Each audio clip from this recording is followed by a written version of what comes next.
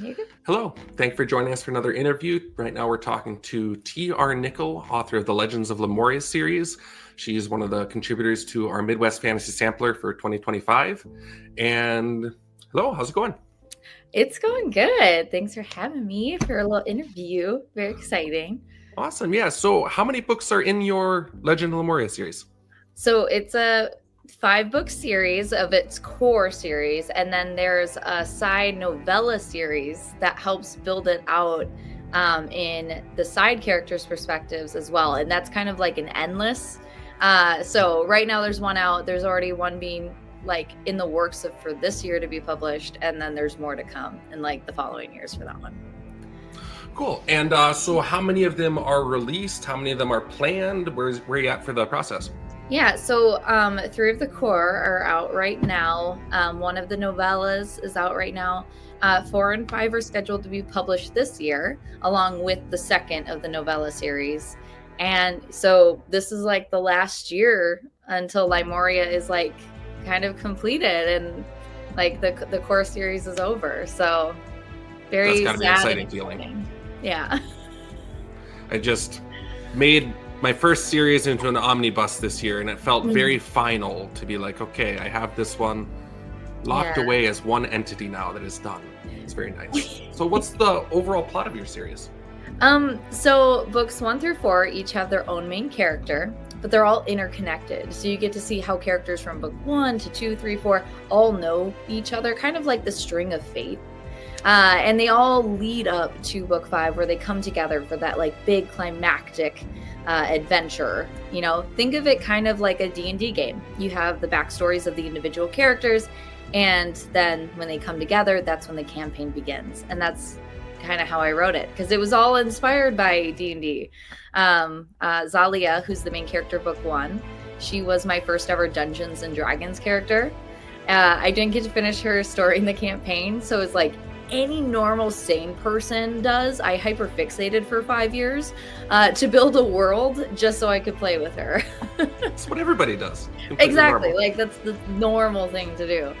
Go ahead. It's funny talking to you about this right now because I was just interviewing Douglas Van Dyke earlier today, and he's our Great. other D&D aficionado type whose work is inspired from that end of things. That's kind of fun. Yeah, he It definitely... Sorry. Go for it. Go for it. I was gonna say he actually got to play in one of our like 1-page dice dungeons at Twin Cities Con. So it was really fun, like, because I could tell he was like a D&D vet, because he was coming in and he knew how to role play, and it was a lot of fun to GM for him. Yeah, there's a definite flavor of fantasy that's like inspired from D&D and from the role playing and the gaming side of things that has a very different style than other works. And I think yours is maybe not the most noticeable compared to some, but it's still there. Like there's still something about the, mage character and the fighter character who have their archetypes, and there's kind of like a feeling of items, and the in the short story there's all the traps in the tunnel, and it's all very stage progression adventure as a like concept in and of itself that just exists in this world. And it's a fun kind of rollicking feel that sets it apart from other fantasy. Go ahead, and if you wanted, feel free to share any details about the plot of any of the books. Like, what's the main big thing you're building up to, if it's not a spoiler, or what are some of the 4 smaller plots that lead up to it? Well, so each story is really individually geared towards a character. So Zali is the main character of book 1. Renatus is the main character of book 2. Mazu is the main character of book 3. And Ayla and Aruna are the main characters of book 4. And each of them like are going through their own journey as like human beings, or not human necessarily, but of people. Yes, yeah. People who exist, and all the things that we deal with as like normal, regular human beings, but as like the world is kind of falling apart around them. So books 1 through 4 each have their own like overarching trauma, if you will, of what they're trying to deal with, go through, understand, come to terms with. But it's just all taking place in a fantasy setting. So it's really interpersonal, really literary in terms of its approach. And that's why I gained the title of a literary fantasy author specifically, is because I write very poetically and talk about a lot of the inner thoughts and emotions of characters and kind of the things we go through as humans, but in a fun way, and very digestible and not in at all like gained or appropriated? Both. Yeah. So clearly, so you mentioned your 4 books there. You mentioned the main characters of it, and I noticed that I don't think Aelin, Riss, Merrick, or Dorian were mentioned there. So are these characters main characters in any of your books, or are they side characters, or are they like totally unique to this short story? They're totally unique to that short story. Oh, cool. So the fun thing about that short story, actually, and I ran it through one of my like very trusted beta readers who's like knows probably my series better than I do in terms of the lore of the world. And everybody needs one of those. Yeah, yeah. And she was as she was reading, she was like, this is the coolest thing ever, because it takes thousands of years before the events of the Legends of Lemuria. And I did that purposefully because history and repeated themes are like a big thing that I talk about in my books, about like how history kind of repeats itself. And so the kind of like things we learn about in this short story, as you like, even if this is the introductory and you're going in, you're going to be like, oh my God, they're like you can see the ties of all the things, like of how the world just continuously repeats our history. And that's something that happens. There are no endings or beginnings to the turning of the wheel of time. Exactly. Yeah. And so it was a fun way to bring like a unique story, you know, and not have to be like, you have to know the books to read the short story. This is something that you can jump into and you'd understand and you'd get it. But it's a fun thing too for those fans and readers of the Legends of Lemuria series to jump into, because it shows them kind of like what the world was prior to all of the events that happen in the Legends of Lemuria, and they can kind of see how as we see history repeating itself in that series, how it once did again thousands of years prior before them. So it's a fun little thing there. That's great too, because it felt like the characters had backstory.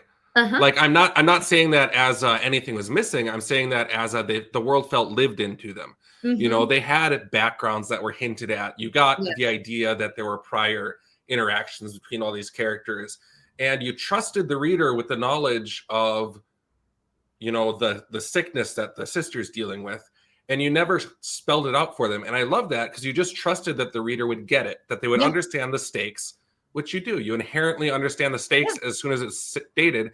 But because it was so freely glossed over, I assumed that these were characters who were from your stories.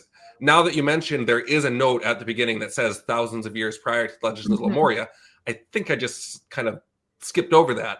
You're like, let's get into it. Yeah. Yeah, but I love how all the characters still felt like they had more going on, even though it is just one short story. Thank you. That's like the biggest compliment ever. I tell people, and when I do panels and things like that I pride myself on developing characters that feel real, and that like this is, you could walk in their shoes and you feel like you know their life.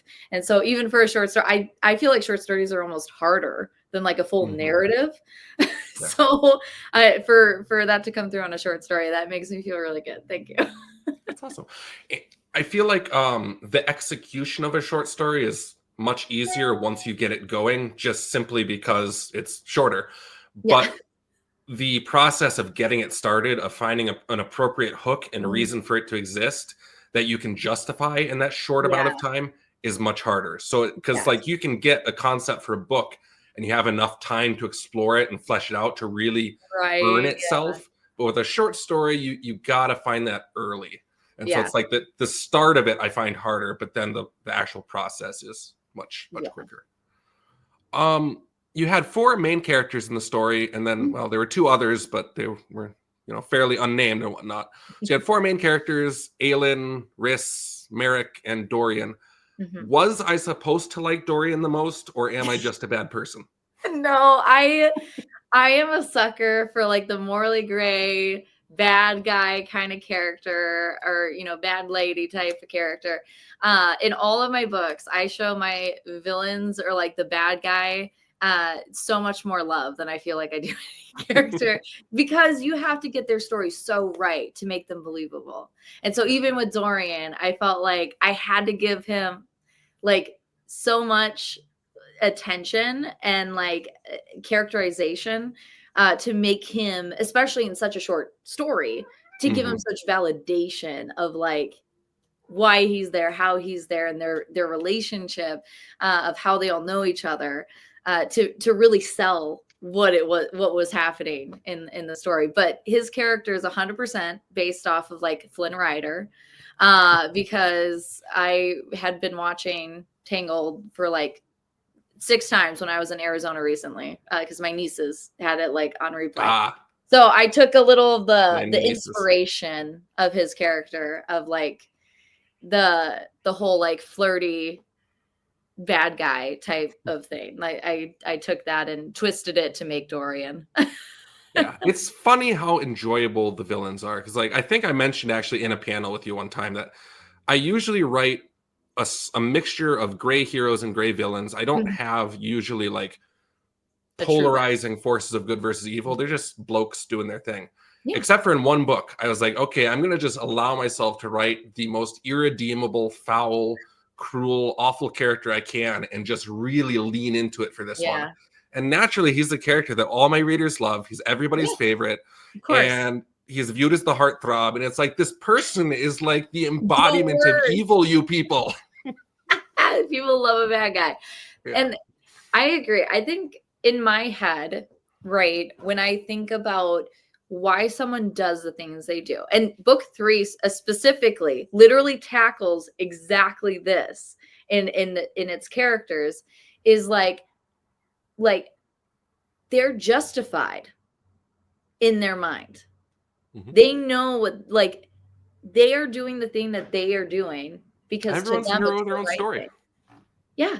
It is the right thing. They are the heroes in their own stories. And even if they know that what they're doing is wrong, they feel justified that it's okay to be doing the wrong thing because it's helping them accomplish their goals. And so I can't look at a villain and be like, this is a terrible person. I mean, they're a terrible person, but at the same time, it's like, I get why they think they're the heroes. And it's weird to put yourself in those shoes as an author, because you're like, I would never do this. Like, this sounds like the worst thing you could do to a human. This is awful. Like never. Like if someone made me do this, I'd be bawling. But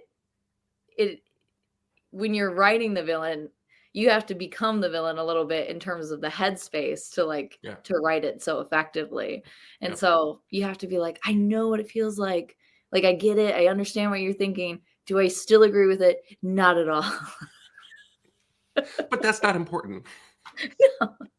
The story is what's important. Yeah. So when you're writing this series, everybody comes to a story expecting something different or enjoying something different. Everybody has a different reason for reading.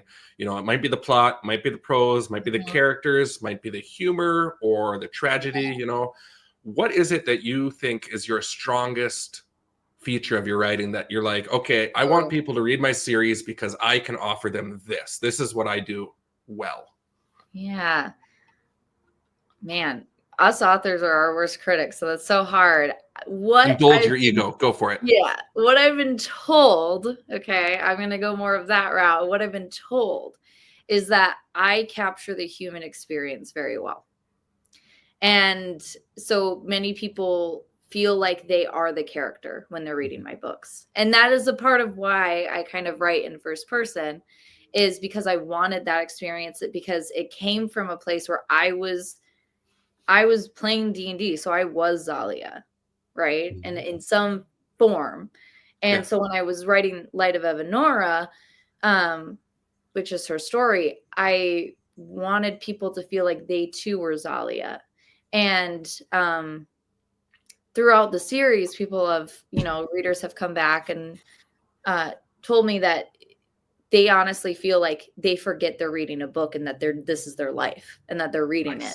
Yeah. And that's that they high feel praise. That is really high right. praise. Yeah. And that they feel like they're so connected to the world and like what's happening that it's very emotional sometimes in certain parts when they're reading it because they feel like it's happening to them.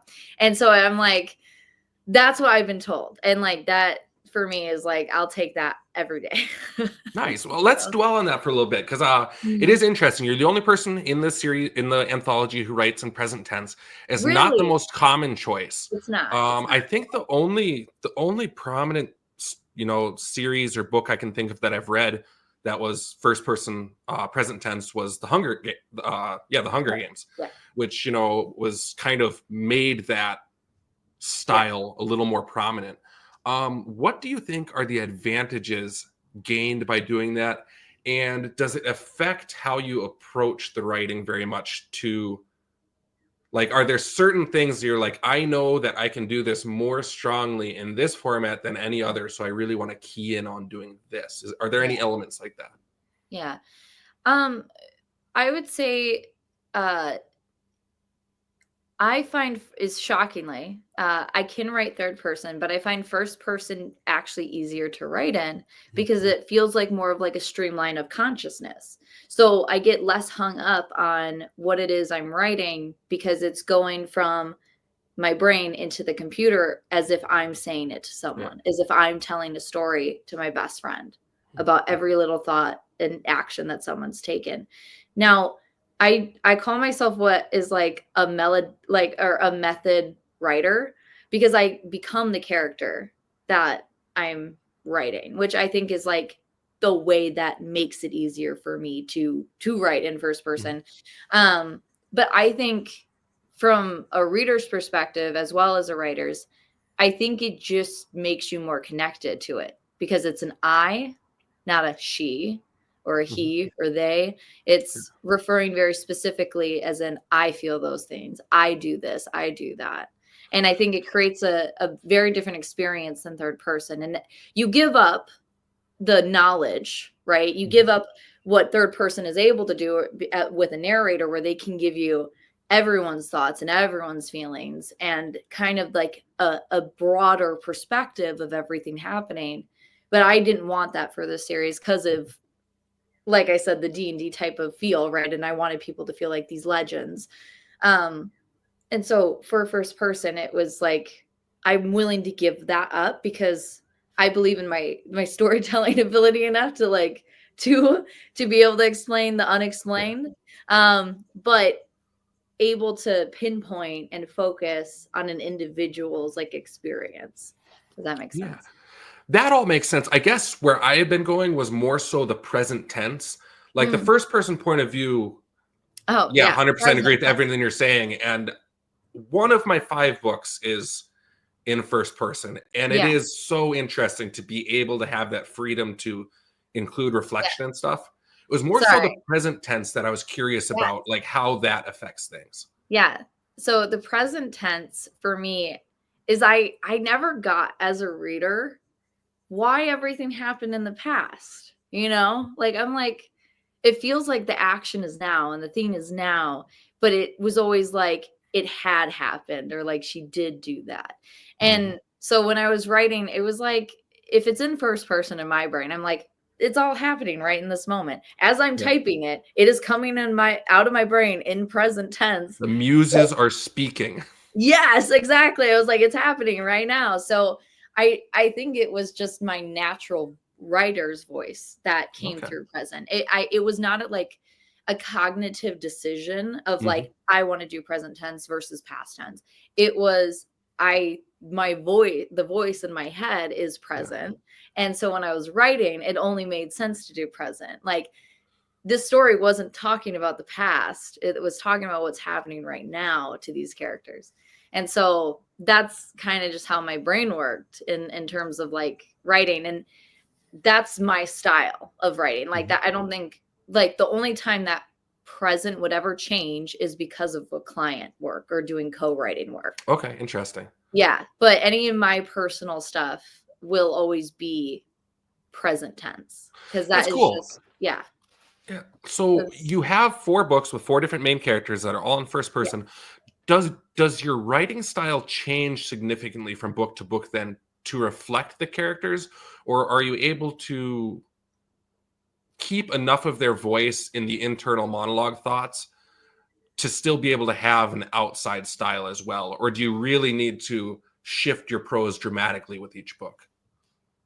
I wouldn't say dramatically. I'd say there is a change from book 1 to book 2, where in the series in book 2 and 3, there's memories that exist in the books where that wasn't necessarily a thing in book 1, where we are transported back into a memory of the characters where they're thinking about a time in the past. So that was something that became intertwined with my writing style, and it exists in book 4, and it'll exist in book 5 as well.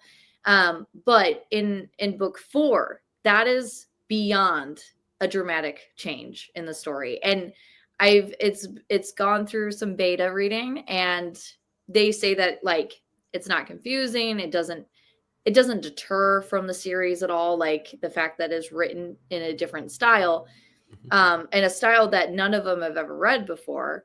But it's one of those things of like I can't even really explain it without like spoiling what That's happens in fair. Yeah, that's book fair. 4. Totally fair. But yeah, but it's they each do have like a unique voice, and Mhm. in having a unique voice, it does change the writing just a little bit in terms of like how long people are winded in their Yeah, thoughts, yeah. or like in Zalia's book, her thoughts are constantly interjecting. Like it is very like you'll see a lot of interjected thoughts. Book 2, Renatus typically lives in the past, so memories are like a big part of his recollection, and he's a very intellectual guy. Where Mazu, she retreats into her mind because that's the only safe place she has. And then book 4 comes in place where it's like there's multiple perspectives from the same two people happening at the same time, and it deals in multiple tenses and povs, and like it's hard to explain that, but essentially there's interjecting thoughts, there's recollection of what once was, and then the story that's being told. Yeah. And that's because there's multiple minds that are Mhm. interconnected because twins, right? Yeah. So there's a lot of play that goes into that, but stylistically it's all based off of the way they think. And that's kind of what's changed in terms of style, but overall it's not jarring when you go Okay. from 1 2 Yeah. 3 4, or even swapping around because you can read them out of order. It won't jar you because Mhm. it's still my voice, it's still the present, it's still the first POV that you're able to kind of jump in, and as long you get to know the characters almost instantaneously because of those two Mhm. things combined. Cool. Yeah, I think with my third book in my main series switches from third person to first person. And there's like framing devices for each book that kind of explain why that Yeah. happens. But style-wise, it changed so much that like you probably would not place it as the same series if Yeah. you read it. And so that's just why I was curious because it Yeah. changed dramatically for me. And I know traditional publishing wisdom would probably tell me that I shouldn't do that, but I'm indie published. You're So I indie. do what It I doesn't want. matter. Yeah, exactly. Like, And cool. I had a lot of fun with that switch up. I had a lot of Mhm. fun being able to find the strengths of what you're able to do with each one. 'Cause something Yeah. that's really nice about first person is if you're writing something and you want to focus on a certain Mm. thread of the story, but there are other important story threads going on. If there's third person, there's going to be some expectation of seeing those alternate other story Right. threads unfolding. If you're writing in first person, you have a built-in not just justification or excuse, but valid important reason to not delve into those other storylines. And I Yes. was like, in this third book, I really want to focus on these two character storylines, and I want to let the other ones kind of play out on the sidelines, doing their own thing. But I know if I'm in third person, readers will expect those. Yeah. So I made the shift over, and I was like, oh, that's helpful. That like fixes everything. Yeah. Yeah. No, it's like as someone who's like ADHD personified, I need some type of rail guard. Now that's not to say it doesn't happen. Like book 2 completely altered the entire series because Renatus decided to do some things in that book that I had not agreed to. And because it was just so good anyway. Sadly, you had no input. I had no input. Renatus took over and he just was like, you know what? We're doing this now. And I was like, you do realize that changes book 5. And he goes, I don't care. And I was like, I care because I have to do that work. And he did. So, yeah, so he got his way. And on the other hand, you can kill him off if you want, though, to get back. So I don't think I can. Okay. People love him so much, and I do too. There you go. I do too. So, I hate him. Yeah, so that's a pretty good overview of your work and how your short story ties into it. As far as your writing career goes, you're also part of Dungeon Race RPG, making your one-shot campaigns and your larger, forgive me, I can't remember the name, After the Ice. Earth After the Melt. Yeah. Earth After the Melt campaign. So tell me a little bit about that. Like, what has it been like working on another form of writing, not just another genre, but another form entirely? Yeah, absolutely. So Dungeon Race RPG, DRR, or one-page dice dungeons, 1PDD, is like 2 of the game systems that Red Rose Works, which is myself as the Rose, and Jerry Red Shepherd as the red part of the business. Her and I kind of combined forces to create these game systems. And Dungeon Race RPG, the slogan for it is have a favorite world, now you can play in it. And we take book worlds like Limoria and like her Broken Fault Line series, which is the first campaign setting we've done, which is Earth After the Melt. We take these book worlds and we turn them into campaign settings that you can play in. And so we have like the tournament style where it's like faction race RPG. There's a time limit. You're racing against other players to accomplish the tasks, to save this or that, and conclusion, right? And which was very stressful to try and figure out, never having played any kind of RPG ever in my life. Thank you for your patience. Yeah, no, you did fantastic. To learn after the fact that was like your first time ever playing anything like that, you did such a good job. You're a writer. So of course, like it's built in that you're going to be a good TTRPG player. So it's like, no, you did absolutely fantastic. But it's so fun to write. I mean, obviously I'm a big gamer, I played and it kind of inspired my writing. And so getting into game writing, whether that be for like our PECs or like mid-realm, right? So we're building out their world in a series of like novels, and or helping like with Okram, like which is Luke Gygax's world and things like that. It's been a lot of fun getting to delve into the game portion of it because it feels just as narrative, but it's combining the mechanics and like the balancing and the puzzles that I absolutely love about gaming. So I found like a really happy place with game writing. And it feels so natural because it literally combines the 2 things I love the most in the world, which is writing and gaming. That's awesome. So it's the best Good thing ever. Yeah, exactly. Yeah. And 1PDDs are like really quick one shots. Like you can play in 2 hours, and writing those, laying them out, editing those, like coming up with the mechanics for them. Jerry and I have been like, we pumped out 8 systems and 8 settings, like within a span of like a month. So it's been a lot of fun creating those, especially with Jerry. She's just a rock star. Her, she's an awesome lady. Like she is one of my favorite people that I've met doing these conventions and stuff. Just genuinely nice, good people. Yes. Yeah. And so working with her is always like a blessing. Like she's changed my life. And I know she says vice versa, but she's not here. So I'm going to say, my life is better with her in it. but yeah, no, it's been really great getting to do all of that. And if you're a gamer and a writer, definitely do some game writing, because I think you're gonna find that both both worlds collide, and like the world is a better place for you when you do that. And if you're a reader and a gamer, go Yes. read some like Legends of Lemuria or some of these other campaign writings, or Mhm. play one of these campaigns, because that's where it's at. It's writing and gaming combined. Yeah.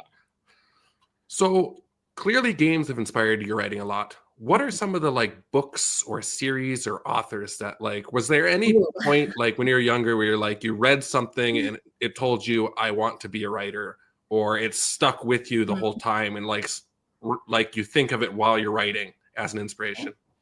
As I look Or behind, breaking into the shelf. yeah, I'm seeing if I can find her book real fast. I might have it in like a special place, because it's a book that means a lot to my heart. And sometimes I put those in like my office, but I always forget where it is. But Nora Zeal Hurst, she wrote Their Eyes Are Watching God. And that book literally changed my perspective of reading entirely. Like my whole life literally oh, here it is. Nice. Yes, it's beautiful. Yeah, Zora Neale Hurston, she wrote Their Eyes Are Watching God, and I read this in high school, in 3H, which is like English honors or whatever. But this book like has like two stories being told at the same time. It's still like all annotated from my high school years, but I have a few books like that are very special to me because of that reason. yes, yeah, it kind of taught me like that a voice can do more than just tell one story, and in like metaphors in the literary context of how to digest a book far beyond just the black and white pages, right? That when you pay attention to the small things and see the little details and read into the context of a story, you can find so much deeper of a meaning and connection with the story. And that sold me for life on writing, and just how beautifully complex it can be, in all the right ways, and I don't know, something about her voice too is just it was just so soothing to the soul, that you were able to connect so deeply with these characters and their struggles, and what everything the world was in that time period. And it was so gut-wrenching and heart, like you're just bleeding out of your heart the whole You time in should that be book. at the end of every good book. That is Yeah. the goal. Yeah, and so it was like the first book that really like shook me to my core. Now, obviously, like there's other inspirations too, like Great Expectations, Charles Dickens, his story. That surprises me. That's interesting. Okay. Yeah, his storytelling was also very inspirational to how I write today. And his inner my cat is going crazy. Bon Jovi over there. Cats are good for content. Yes, yeah. The complexities in his relationships that he writes, and especially inner turmoil. He writes it really well. And so his storytelling was really good. And then Margaret Atwood. Oh my God, legend. Love her. Getting to meet her would probably be the biggest honor of my life. And I mean, the way she just tells about truth, and everything she writes is a form of truth. And I preach that. I know, I'm sure you've heard it on the panels that we've been on together, that I always talk about how you have to tell the truth of your story in your writing. Like that is one of the biggest parts, is that you have to have a piece of yourself inside of all of your work. And that it should be saying something, right? There should be a purpose to it, and a lesson to be learned, as all the greats, they did in their books. They talk about a far deeper meaning in the overarching complexities of their writing. And so her stuff is just, she writes history. you know, and modernize and makes it digestible, makes it easier to understand and resonate with. And so her stuff too is just absolutely, I devoured it. So I've read all of her stuff. You mentioned Dickens, and there's a scene in A Tale of Two Cities that I read when I was very young, and it stuck with me my whole life. Like, there's the scene where the one of the lookalikes is going to die for the other, and he's standing in the cart, and he's thinking, today I go to do something far greater than anything I've ever done. And that line has just stuck with me for my whole life and the image of that character standing in that cart, I have it like burned in my brain as like, even though there wasn't an illustration or anything, but just one particular image of what that looked like is just burned into my brain.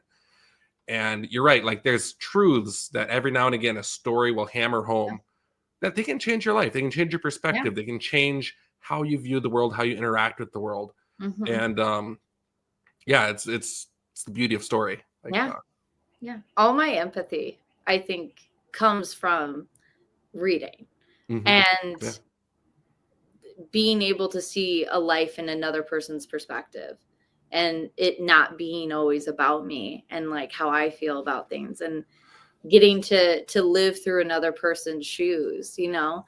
And I think that's like a big part of why storytelling as a society, I have a whole TED talk I could go on. As a society, stories have shaped our entire existence. It has revolutionized us over the centuries that we have been on, cognitively being able to share these things, right? It's funny you say that, because a few weeks ago, I was talking to Jerry when we were at the whatever that last convention we were all at was. I blank on the names, but anyway, we were talking about books, and I mentioned how much I liked The Kite Runner. Because what that book did for me was it opened up an area of the world that previously I knew almost nothing about as a kid. You know, I read it early high school at some point, I don't know, 14, 15, something like that. And it opened up that whole region of the world and made the perspective that somebody growing up and living there would have so real to me. And it's like that book is what, like, it was like a key unlocking empathy for me in a lot of ways, you know? And that book meant a lot. And what was funny was right after I told her that, she said, you know, Tiffany said something very similar about The Kite Runner. It's true, I did.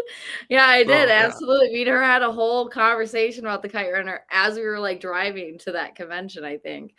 She's like, just the other day, she said like almost the same thing about that book. Yeah. Like, oh, well, I guess it wasn't a unique experience then. Like that book really hit a zeitgeist when it came out. Yeah, I think it was like, I think that was the point of the book. I think that one especially, I think it really just focused on wanting to showcase another person's shoes, you know, like, and have you live through them.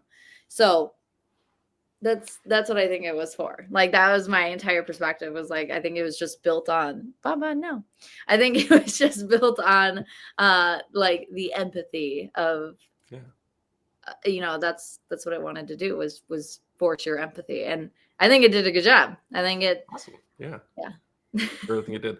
Well, that was all the questions I had. I feel like the conversation might have had a more like natural close at some point, but I'm out of questions, and so I think I'll let you go. Thank you for talking. Like, this has been so much fun. It's always great to see you at events and to be able to talk about books and stuff. So people who are still listening to this, check out Legends of Lemuria and check out the pre-order for Midwest Fantasy Sampler, where you can read Tiffany's The Veil and 9 other works by 8 fantastic fantasy authors and me. So, and you should count yourself in that, Justin. Well, I'm going to tier slightly higher, so. Oh, okay. Sorry. Yeah. Legendary. Exactly. All right. It's good talk. Bye.